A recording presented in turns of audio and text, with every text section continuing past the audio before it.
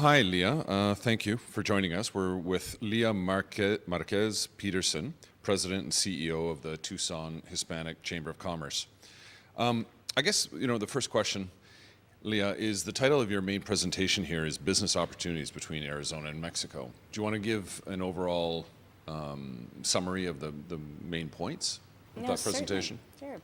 So Arizona and Sonora have long historical ties, certainly in the mining industry, but in many other industries over time. And so my presentation really focused on business opportunities, supply chain opportunities.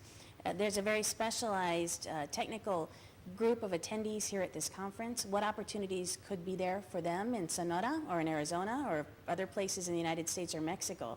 And really our chamber serving as a resource in that capacity. And also identifying for them government resources that are both in Mexico and in the United States that could help them grow or expand their business. Right.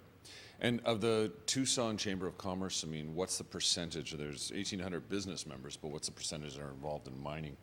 We're the second largest chamber in the state of Arizona overall and have a strategic partnership with the Arizona Chamber of Commerce and Industry, which is the largest business advocacy voice in the state.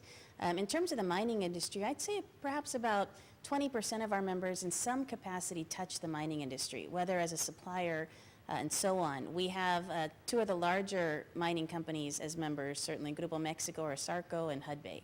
Yeah, 20%, that's a pretty fair chunk. In some peripheral area, I think, yeah, not directly, not doing drilling and so on, but I think in some way serving the mining industry. And do you maintain contact or need to have contact with the CAMIMEX, for example, in Mexico City? We've not, no. So what we've done in particular is do outreach through trade mission trips in Mexico.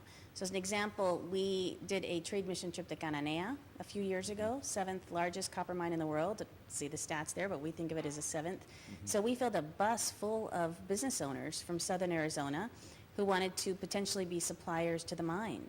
So what a Chamber of Commerce in essence is a connector. We're about building that network or that connection to the entity, whether it's the Ford plant for automotive, Honeywell for aerospace development and manufacturing in Mexicali, or mining industry, to those kind of suppliers. And in light of your, highly recognized success as a business person, multicultural advocate, what perspectives have you gained that could help or that could be applied to, Mexican states other than outside of Sonora? So good question. So we are a Hispanic Chamber of Commerce, and people often ask, why is that? Why the H in your name, right?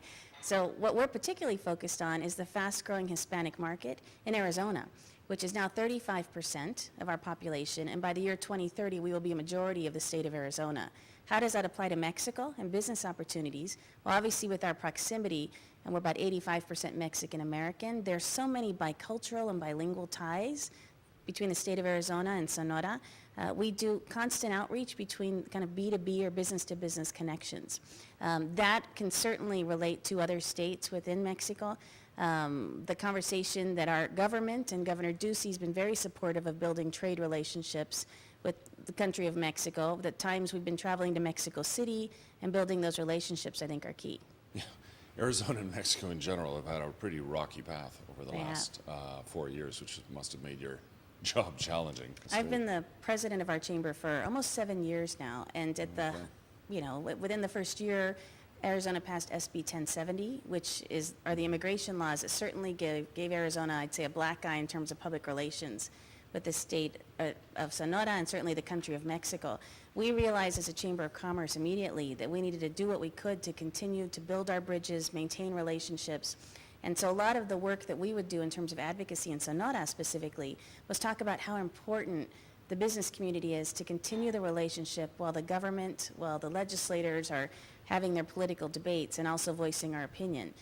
We're very happy to see, especially in Arizona, the conversation switch from border security, which is important, but that's not all we can talk about, but that conversation switch also to the economy, the importance of trade, building industry relationships and things of that nature. And you served for 3 years as an Obama appointee to the National Women's Business Council, where you address, issues facing women, women-owned businesses in the U.S.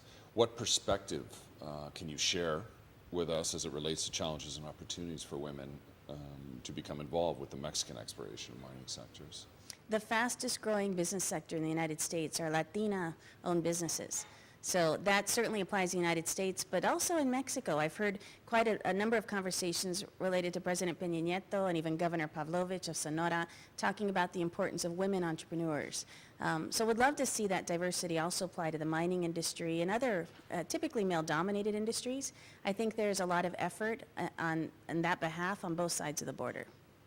And as chair for Arizona Zanjeros, a business leadership, it's a group formed to ensure that Arizona continues to flourish economically by driving business growth and promoting its extraordinary assets. What advice can you give us to this well-endowed mineralogically, Mexican states wishing to do the same?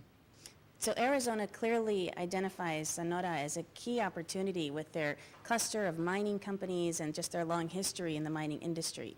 The Arizona Zanjeros were created by Governor Ducey just last October, and it was really about how do we recruit CEOs from other states throughout the United States as well as in Mexico who are interested in identifying Arizona as a place to grow or expand their business. So we are, much like the state's business ambassadors, we are made up of a number of different CEOs from around the state in various industries, and I think that's a great opportunity for the mining industry also. I know that trade has been a serious issue because it's seriously dipped between Texas and Mexico. Is there a similar effect with Arizona ever since the decrease in oil prices in particular, because it affects all sorts of things, manufacturing? Well, it's interesting because this is certainly a regional conference or binational conference.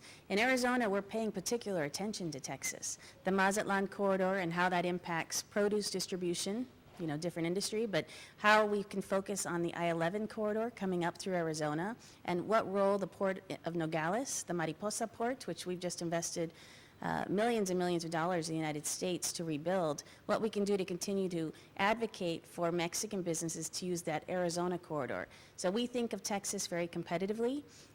California has other great opportunities they've done recently with the Tijuana airport and San Diego, and so we're looking at how do we build those trade relationships specifically with Arizona and Sonora. Mm-hmm. You were saying earlier that you make frequent trade missions to Mexico on behalf of the Chamber, in which you are reaching out to Mexican chambers and to other industries. And in 2014, I understand you hosted a trade mission to Cananea, Sonora. Did we already talk about this one or this one? But I can talk about trade missions in general. Okay. Well, you brought 20 businesses to the Cananea copper mine, no? And can you discuss further either that trip or, in this case, then, if you want to discuss other trips? Sure. So one of the, I think, interesting pieces that our chamber really leads in the state of Arizona are the trade mission trips, the importance of building relationships face-to-face so we can do business with one another. So we rent a van, rent buses, and bring Arizona business leaders down to various places in Sonora. We recently went to Baja with Mexicali, focused on the aerospace industry. But we'll bring folks down that can build that supply chain. In many cases, the businesses that I work with particularly are smaller businesses, so they can't necessarily sell into the Ford plant or, let's say, right into the Cananea mine, but how do we become suppliers to the suppliers of the mine? So relationships, like many at this conference, are pretty important to us to build those connections for procurement. Is it always border states that you deal with? Because Querétaro, for example, is a huge aerospace, it is the aerospace sector now. Yeah, some of it's space for economic at this point. It's where can we drive to? So we've gone 5 hours from Tucson to Mexicali.